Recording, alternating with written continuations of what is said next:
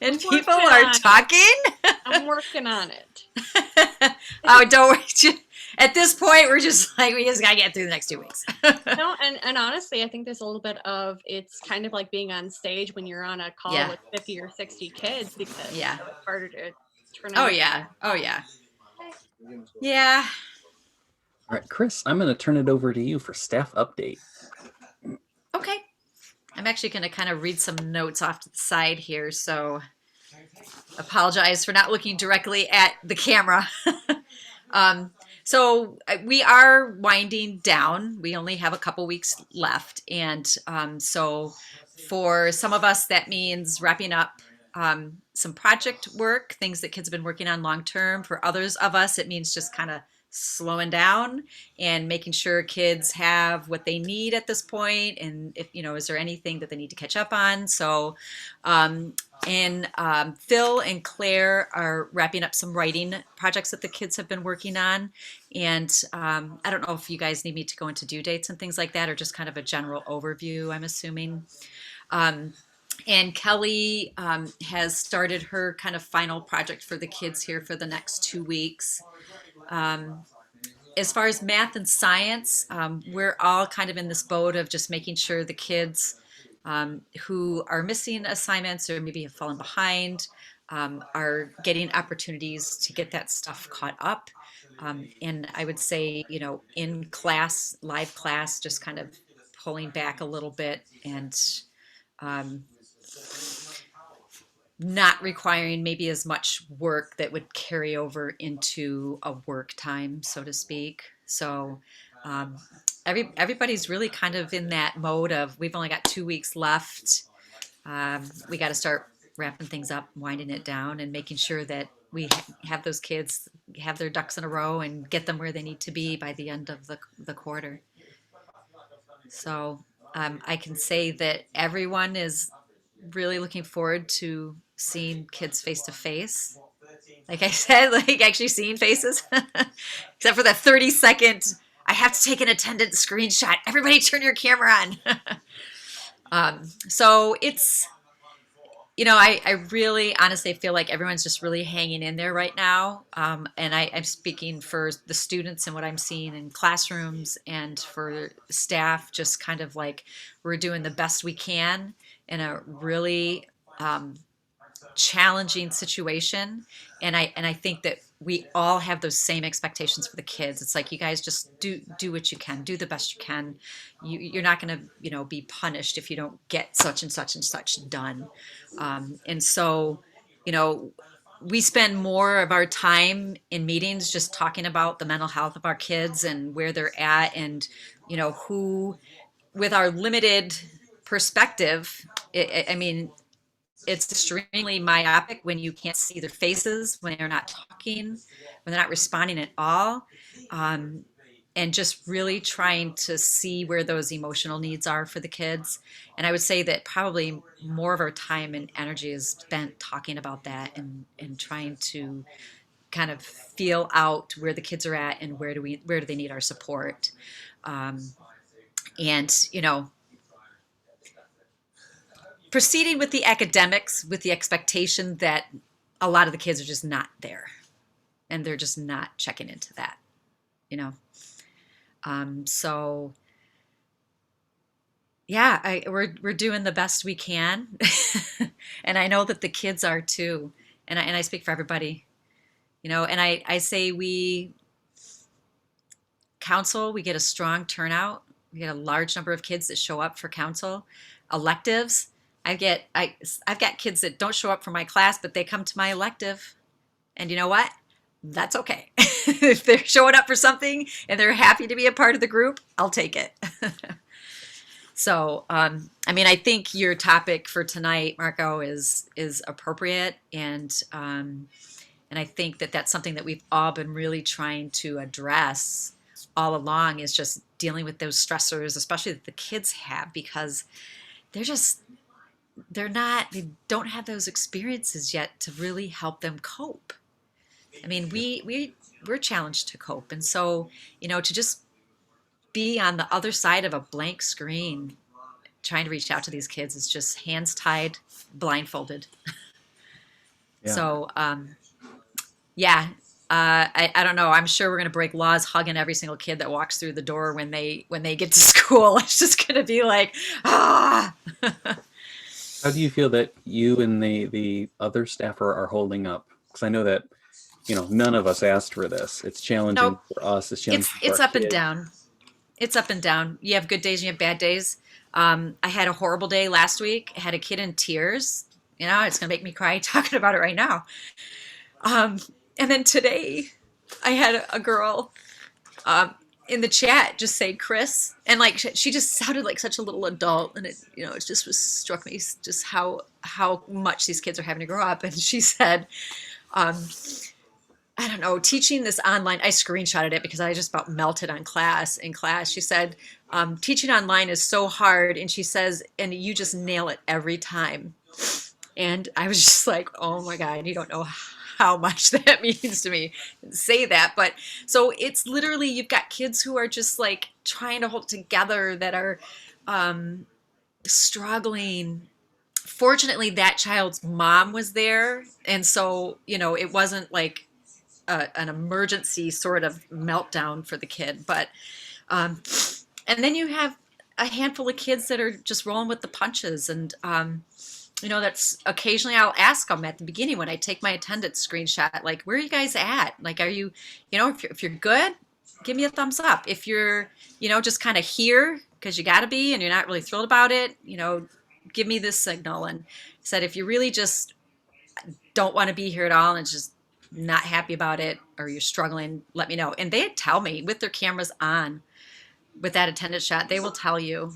Mhm. So it's up and down. We just feel so I don't know, just restricted and bound and unable to reach the kids the way we normally would.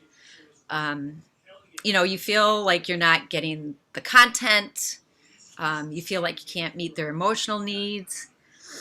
There are many times when every single one of us will sit on here with one student who showed up for something because they showed up, and obviously they need that. Um, so thank you for asking, Marco. It's up and down. It's a roller coaster. It's especially challenged when you care so much.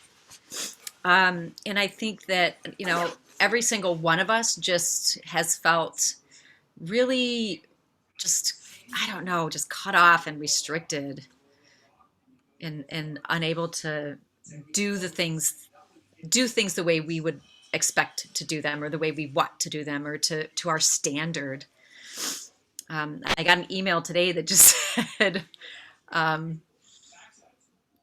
something to the effect that, you're not copying out by lowering your standards right now. Like, you're this is a unique situation. I guess what I would want to express to parents is that, we're doing everything we can, and more, and we're trying to find new ways and different ways to reach kids. Um, and it's just so challenging. And I think the message that we want them to know is that, honestly, at the end of the day, we don't care about, that you finished an assignment. We just want to see your face, know that you're okay, and want you to know that we love you, that we care about you. And it's our job to be this taskmaster, right? But that, you know, and I think the kids are getting that message from us. I hope they are. Um, you know, I I mean, Cat, I have to tell you that Liam, he just has he's is like this every day. And I try to joke around at the beginning of class. So I have them do an attendance shot. Today was bedhead. Who had the best bedhead was the attendance shot today. And every time Liam is just like, when are you going to be done with this? Come on. I'm so over Zoom. I have to tell you that everything is that right now because you're so 14 and we are so over it all. I know. Especially mom. Yeah. He's like, there are several that we get the glares. I'm pretty sure he practices those. It's just like, I always call him out, but it's good, do it. Yeah. So, I mean, we try to have fun with them and try to make our time with them fun and just try, like, my goal is to just get a crack of a smile out of the kids. And if I can get the kids to just smile and loosen up a little bit and not be worried or stressed out. And, the Zoom thing gets really old. Um, so, that's like my number one goal is just their mental health and their social well-being. And I say me, but I'm speaking for everybody. I mean, we're worried about them, and it's really hard. We're so limited in our ability to read a kid and to, like, you don't realize how much you're reading their body language until you can't even see them or you just see the face. Like, we know as soon as a kid walks in the door how their day is going. Doesn't matter who it is and how well they try to hide it or how well they hide it. And we've just lost that capability completely. Yeah, that's a I'm good recap, Chris. Can you hear me? Is my volume okay? Just you're a barely, little yeah. quiet, but we got you. Yeah, it's some reason my speaker doesn't seem to cooperate with these headphones. I mean, that's a really good recap. I think, we miss this. We don't really have this on Zoom, especially Mm-mm. when, 80 or 75% of the students have their screens off. So it's super difficult to read. And we are so committed to everyone's social emotional health because we know that if that's not spot on, they're not going to learn. So Yeah. when right now, like there's a lot of panic about that learning gap, it is going to be significant, but what's going to be more significant, or it's going to be more significant if we can't connect to these kids. And we've already been talking about when we come back on the 26th is like a brand new school year because we have students that have never met each other. We have students that have dropped that don't, and then the ones that are still here don't know those kids that they kind of got to know have dropped or they've, switched to the public school. So there's going to be a whole new dynamic, which we have to tap into before we can go back to the content that we are dying to teach them. And then the other component that I would ask, which I'd say in general, we have a lot of support, but it's difficult. Kids learning at home, it's difficult for parents, and the classroom now has come into the home. And so there is enough criticism out there for how we're teaching or how we're not teaching, because that's the best that we can do right now.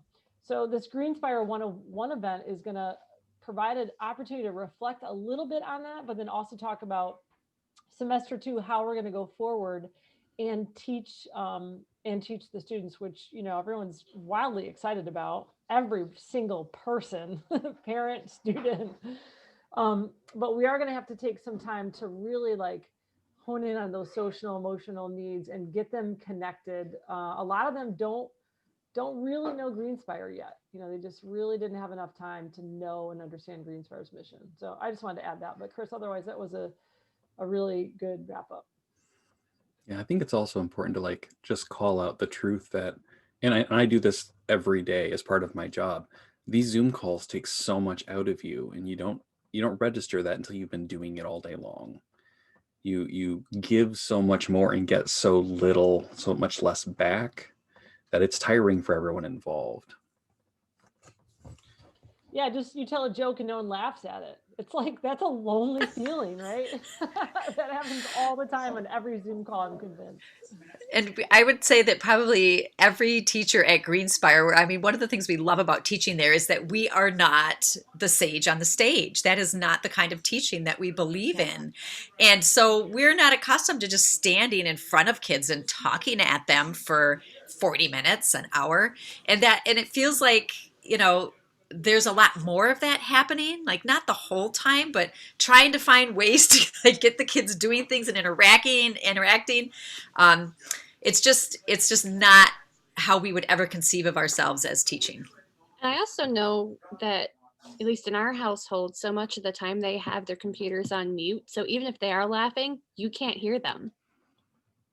So it may not be that you don't have a receptive audience, it's that you can't see or hear them. So they're yeah. It's that you finally have some kids following etiquette. Right. Yeah.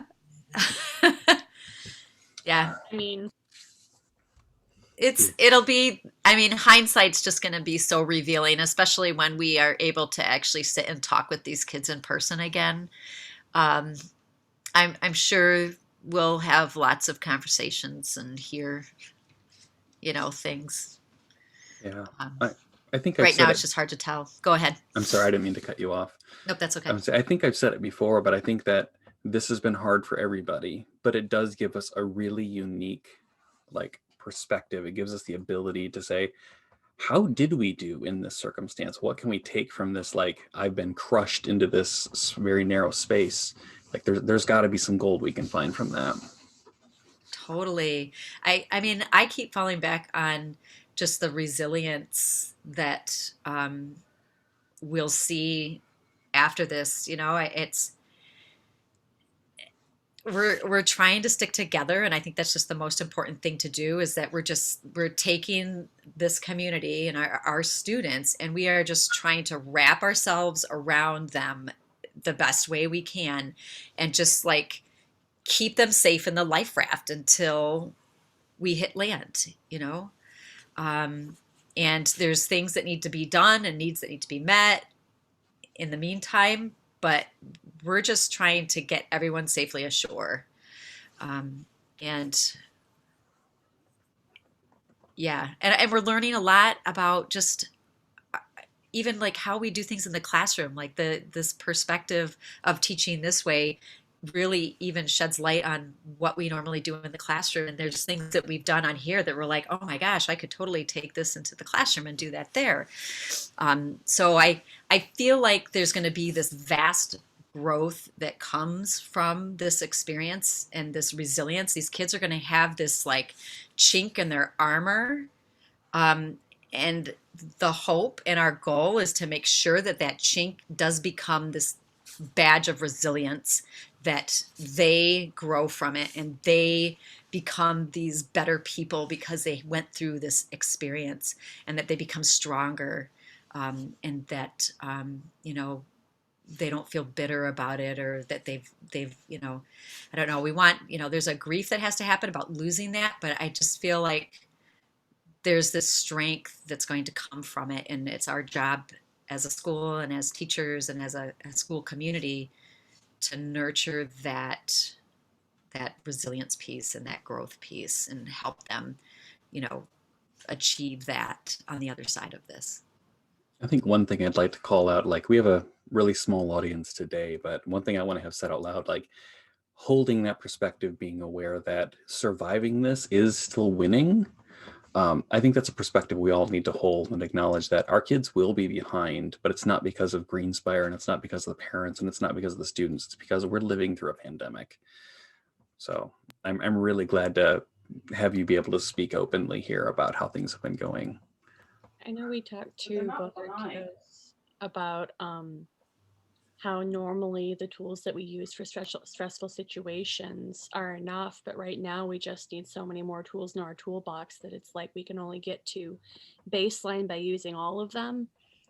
And I, in talking about things like counseling and talking about things like talking about having the hard conversations and really being really open about those things with our kiddos, and they've just been really receptive to that.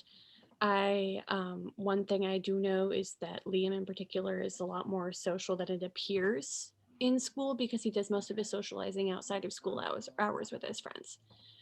But just talking about how, yeah, it can be exhausting, and yeah, even just going and doing anything out in the world can feel exhausting because you're so hyper aware, and letting them own those stresses and talk about them, and having a bad day happens.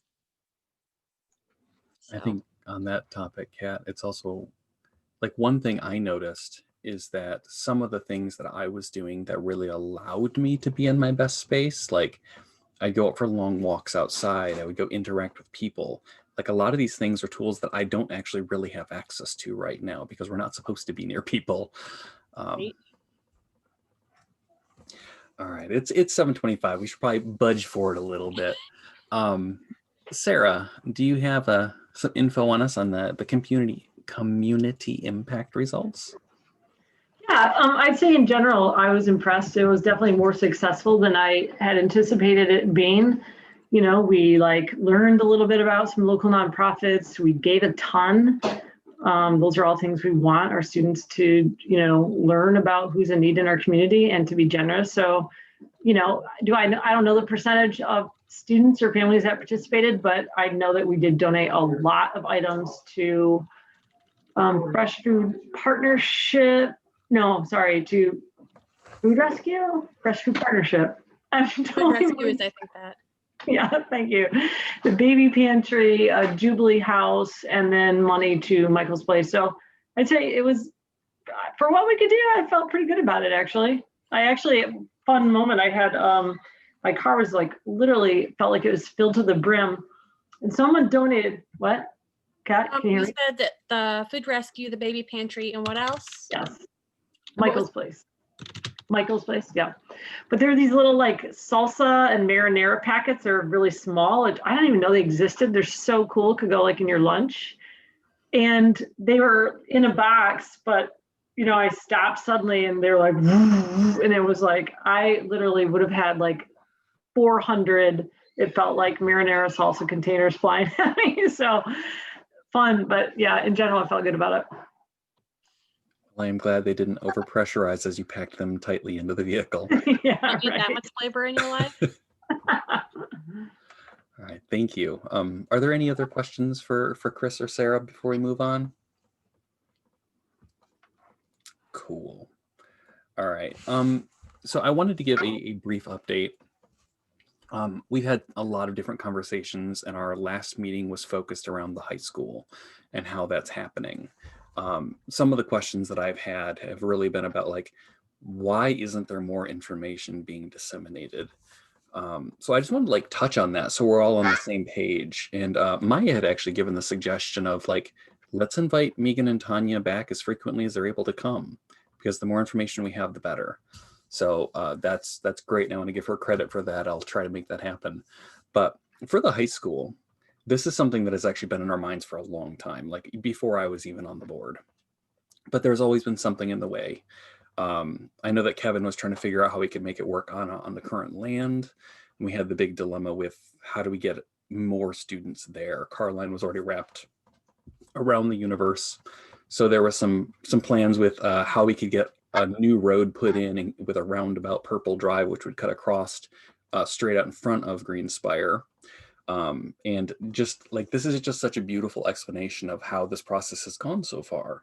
To get that road, which was less than a city block long, added through a field and a parking lot, there's not even anything to remove. We had to interact with 5 different community organizations, like Garfield Township, Traverse City. There were 5 of them. I don't even remember which ones they were. So that has continually been on hold, trying to deal with 5 different government entities. And every step along the way, we found another barrier.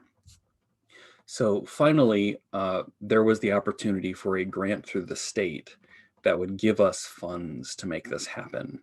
And we were awarded that. I don't know who all was involved, but I know Megan did a lot of it. But we were awarded $650,000 towards building a high school.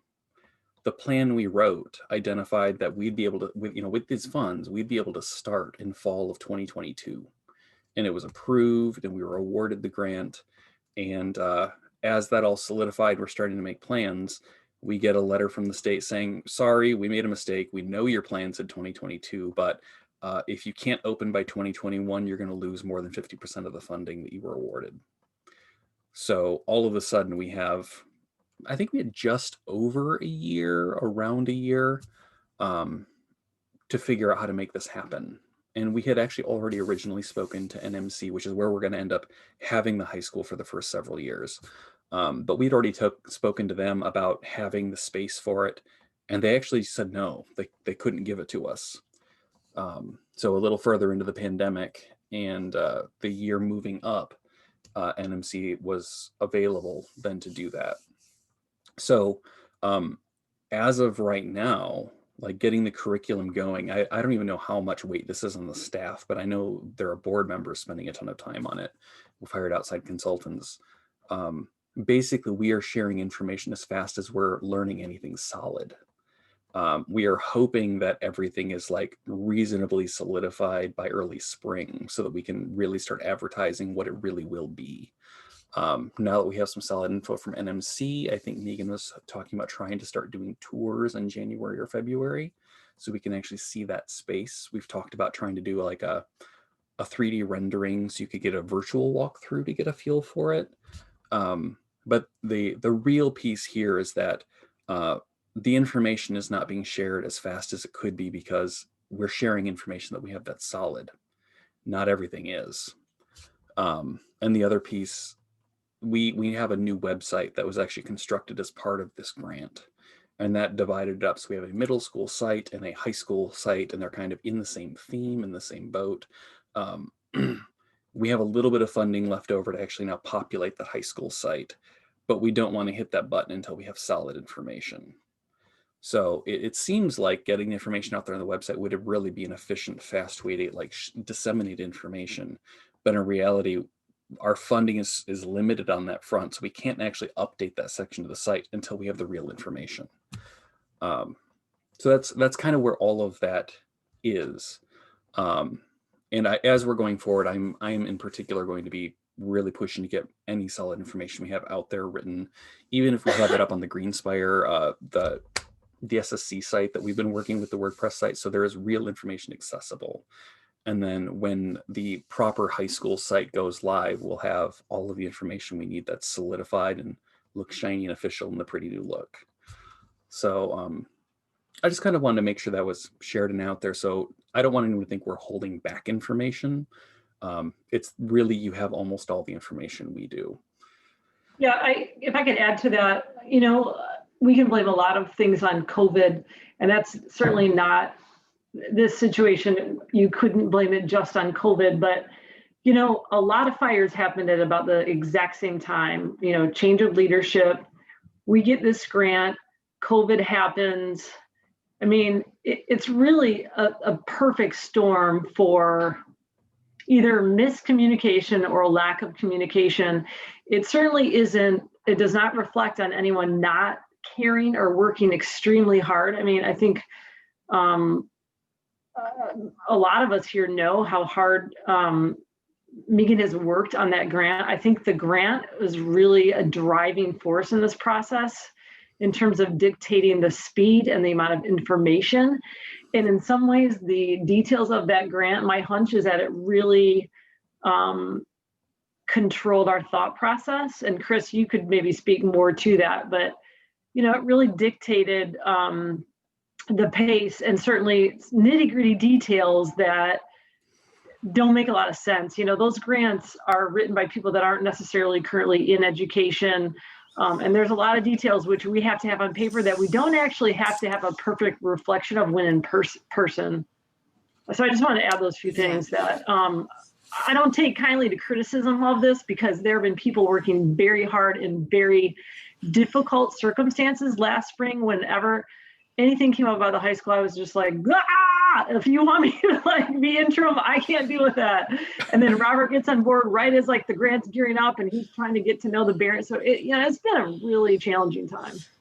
And I feel like too, it's moved so fast, and you've had just this minimal number of people that are actively working on the high school and the grant, making sure all the I's are dotted, the T's are crossed. I feel like when we finally start to bring on actual people who will be a part of that high school and teaching there and running that high school, that the kind of the following all the grant protocols side of it we'll start to see more of the what is this high school actually going to be and look like side of it.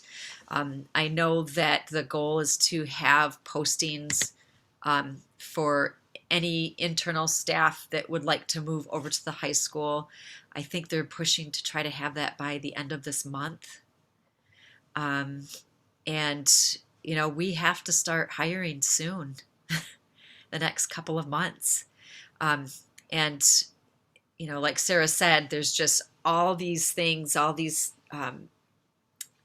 criteria that need to be met for the grant, that that's kind of like the main drive right now is getting that facility, getting it approved, getting the state approval. And, you know, and since we're charter, it's not just the school board that has to approve it. You've got GVSU has to approve it, and the state. It's just a lot of entities and a lot of moving parts, and the fact that it's moving kind of at this rapid pace. Yeah, Yeah, it's a lot. it took me like 3 months to find a plumber to come to my house, but now we have this like super compact timeline for a building that students are going to be in. Oh, by the way, we need to add gas and water to a science Mhm. lab. Mm-hmm. Yeah, yeah. So So are there any questions on that part? Like, I don't know. I just wanted to make sure that that was stated out loud and everyone is on the same page. All right, cool.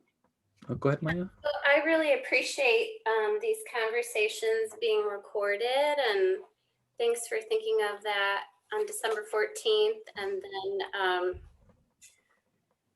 allowed me to listen to it after the fact. And I really appreciate Marco raising some of the questions that I had. I think, you know, a few things.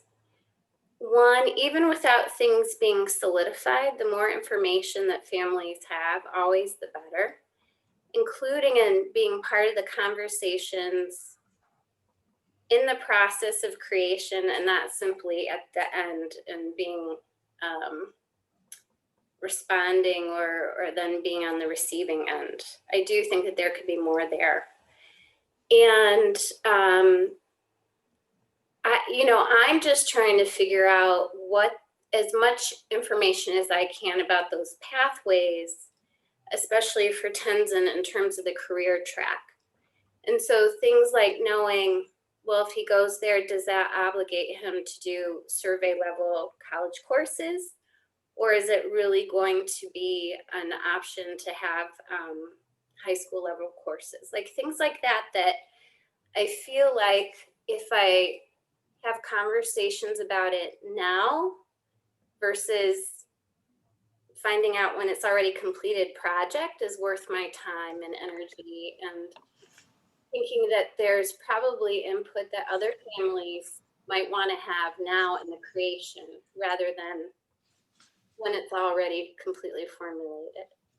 And let me just also put that I completely support all the love and energy that's gone into this.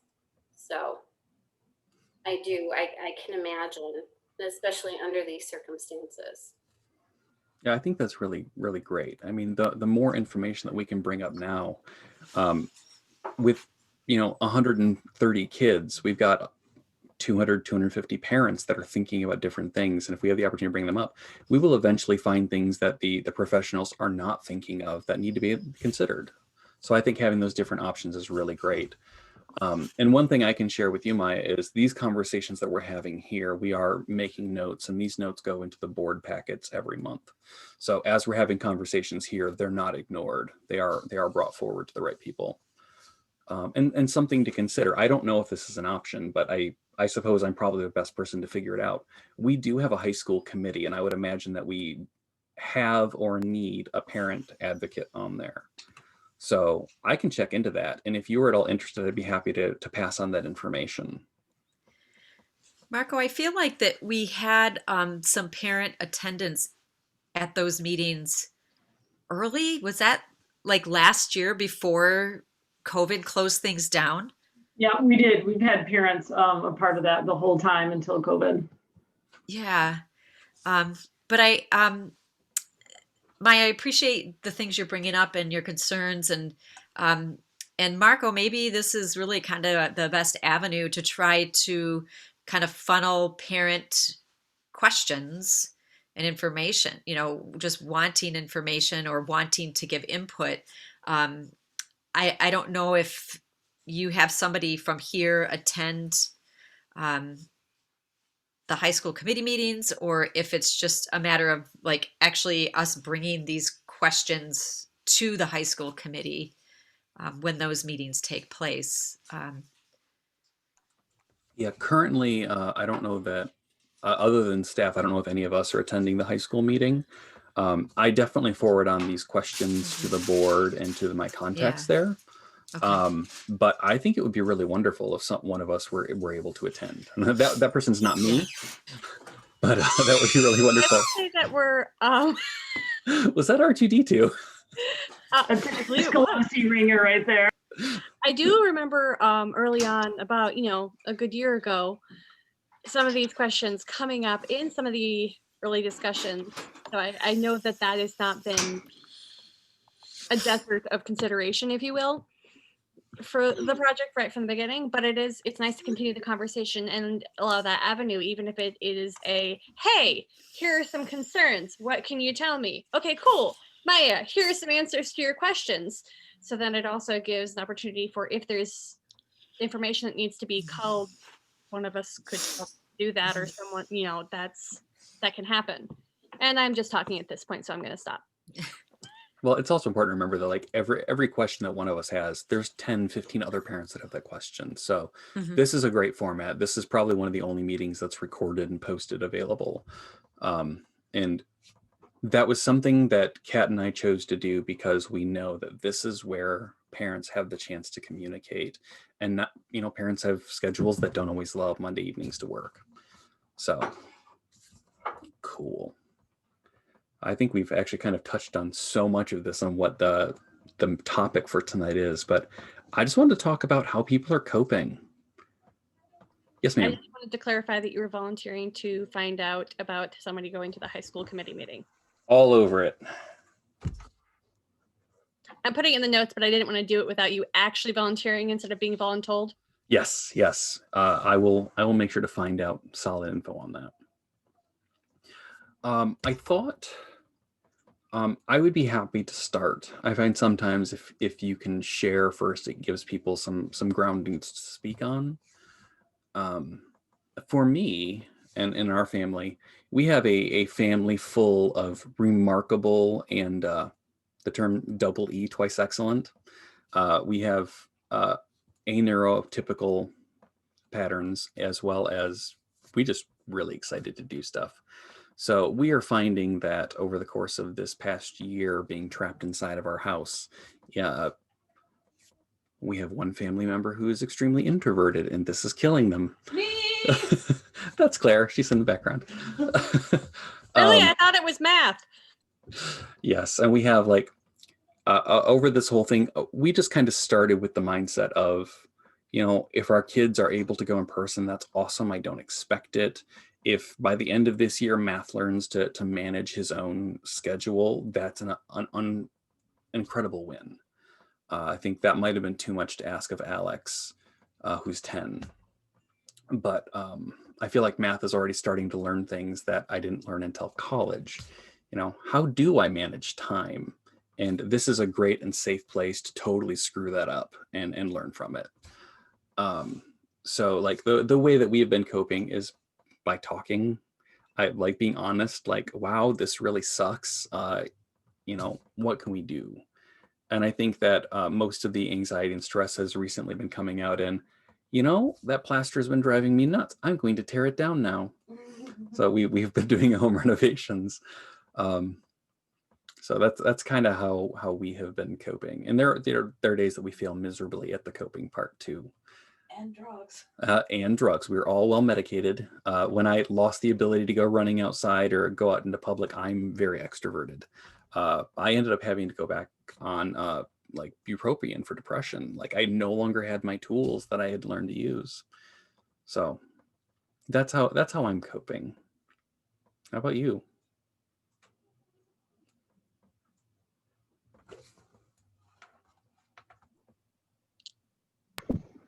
Well, I think the challenge for me is not how I live my life, because I feel like I've been able to adapt to the current situation. But for me, it's the teenagers. I have 3 teenagers in my home. I have one that is gone. And with teenagers, you don't have as much say. So unhealthy patterns are difficult to redirect when they're 18 or 17 or maybe even 15. So that's the challenge. And I don't know if Chris has the same, but that's the challenge. And I think I hear that from other parents is, it's hard to, especially when there's no one in the home and the kids are home. It's like, how do you like keep them disconnecting from their phone and connecting to their Zoom classes and keep a healthy schedule when like, why am I easier to adapt? Because I am in my 40s and I've had years of experience in other little ways, whereas they don't, right? And they're used to just following the whim of what they want to do. So the parenting aspect is definitely the most challenging on my end. Thank you.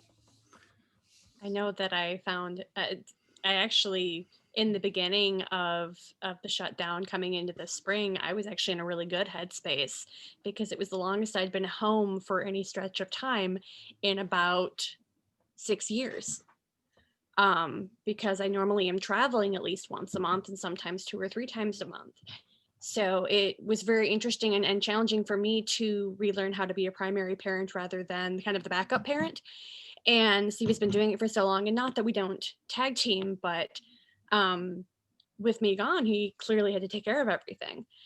So being back home, I felt like I, for the first time in my life, had settled into our house that we've lived in for 4 years and had a real honest to God garden this year that was just bumper. I spent a lot of time gardening, and I may have roped Sadie into doing that with me. Actually, she was totally gung-ho and planted her own tomatoes and flowers and things, and it was great.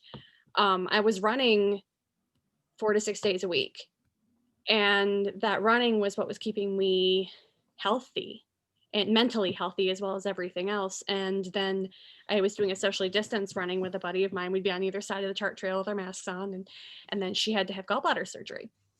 And that kind of meant that it was hard to motivate myself without having to be accountable to somebody else. So I had to modify how I was doing that. And I found ways to do that in the summer. And when we came into the fall, everything seemed like it got busier and busier, of course, with school. And so I found myself not as well able to cope with not going places, or not as well able to cope with when all of us were kind of melting down, because we each had our days of melting down in different ways over different things, because we each have different needs. And with 4 of us living here, and then I go to counseling every week. So I have a therapist that I meet with digitally or online, and that has been paramount. The kids have been able to do a couple of sessions with their therapists, but it's really hard right now because most of theirs doesn't do telemeds, so that makes that more challenging. But we've been having a lot more candid conversations about everything that's happening in the world, about everything that's happening in our country, in our state, in our like we go all the way here to what's happening here in our home. And honestly, like Marco said, really just calling out and being like, this sucks. And talking about not just being like, oh, it's okay, everything's okay, but being like, yeah, you're right, that's not okay, or that's a really hard thing. And that's upsetting, like really, or just I'm really mad about this, and that's how I'm feeling about the world, is I'm really mad about it. So I'm gonna like go make some bread and knead it really hard or something. But what I ended up doing was going on an anxiety medication because I was starting to get hyped up on anxiety. And then sitting down and making a family plan has been like night and day. On the weeks that we don't sit down and have a family meeting and plan out the next week and plan out our menu, or even just like check in and swap chores, the week kind of goes downhill really fast. On the days that we do that, it means that we spend more meals together. We spend more time together. We do more movie nights, game nights, stuff that interacts with each other, instead of like going off to our corner of the house and reading a book or watching a show. Now, I will say that we have been all lined up with our Kindles across the room, none of us talking to each other. But so there's been a lot more reading happening. But there's coping pieces of, okay, here's the tools that we had that worked before. We need to add to those tools. And some of those tools kind of fell off. And really like using that verbiage of, oh, these are our tools for being healthy, I guess.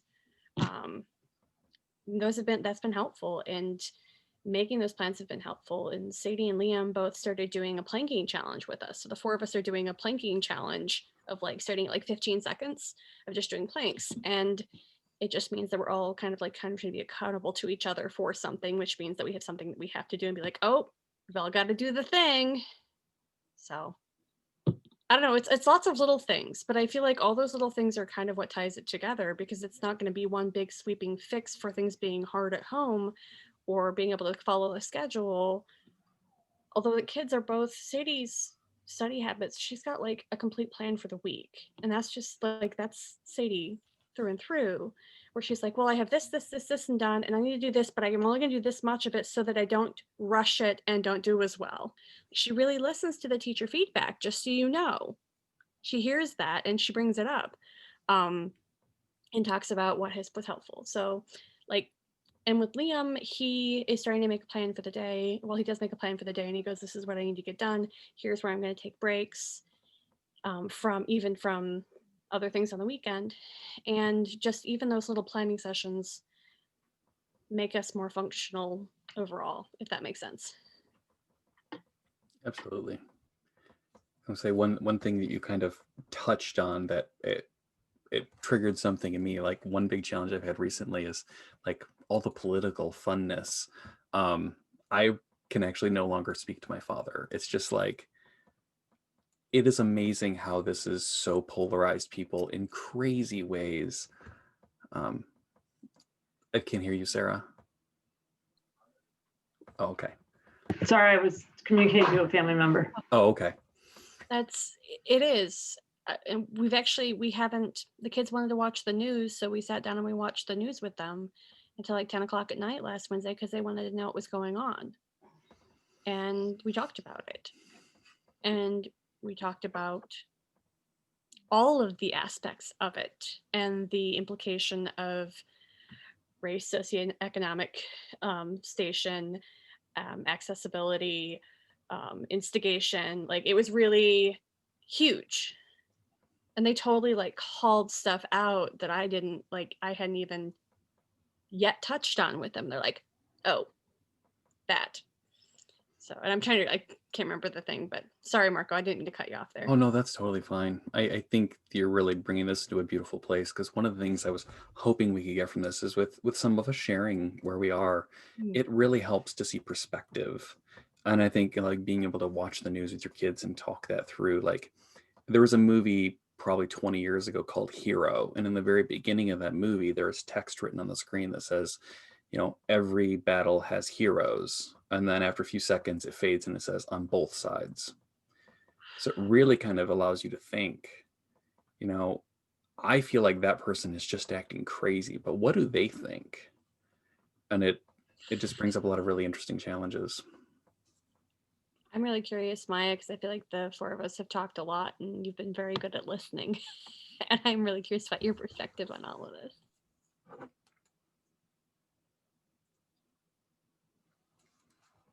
You're muted. There you go. I'm a good listener. No, yeah. I know that about you. Thanks, girl. I think I really appreciated Marco saying that there's some gold pieces to be kind of gathered, and maybe some of that will happen more in hindsight. And like Chris was saying, that the kids coming through this experience might realize that they have some tools from it as well as they grow, and maybe in looking back on it. I really appreciate that, and it resonates with me. I, for myself and for my family, realize how privileged we are to be in such a beautiful area where we can get outdoors and do all kinds of things. And that's really what has been a blessing for my family. So, just like the community in Leland has restored an old ice skating rink, and I was happy to be there last night. And I would love for my community in Cedar to make something happen like that. it seems like a perfect combination of taking advantage of our area and winter and COVID, but still being able to do things outdoors and be centered in all of the demands and chaos and stressors going on internally and around us. So yeah, So it's me. Thanks. it sounds like a pretty brilliant place and means to just breathe. I think that, Oh, go Liam ahead, did Kat. get to go and have a mask distance hike in the Commons yesterday with 3 of his friends, classmates, and I just kind of sat in the car and let them go and hike in the woods on their own and have some autonomy. And then they came back and sat at a picnic table and talked. It was 2 hours before they were done. So they hiked for almost 2 hours and then another like 15, 20 just sitting at the picnic table. I stayed in the car. They did not they didn't want me, but you know, it's weird hanging out with your mom and your friends on your birthday, right?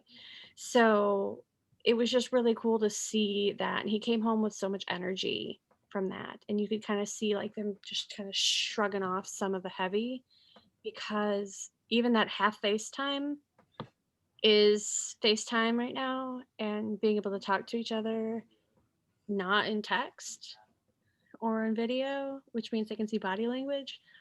It was cool. It was cool to see, even though they were standing, you know, feet apart, it was just all of this. They were all turned in towards each other, and you could see that they were so glad to be in that same space. So, Absolutely.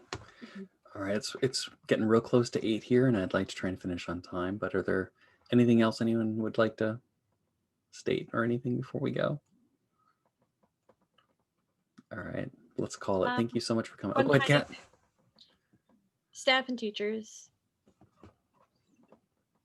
thank you. And we see you, and we know that you're human and struggling and doing everything that you can. And you're kind of kicking ass, just so you know. Thank you. You're We will welcome. send that quote to staff. You're kind of kicking ass, and I won't say who said it. Yes. Yes. Whatever you want to say. Like, it really, Yeah. We appreciate your support. We feel it and we appreciate it. we Yeah. want to make Thank sure you. that we see that what you're doing. Thank you so much. Thank you. Thanks, Marco. I got to run. Have a good night. Bye.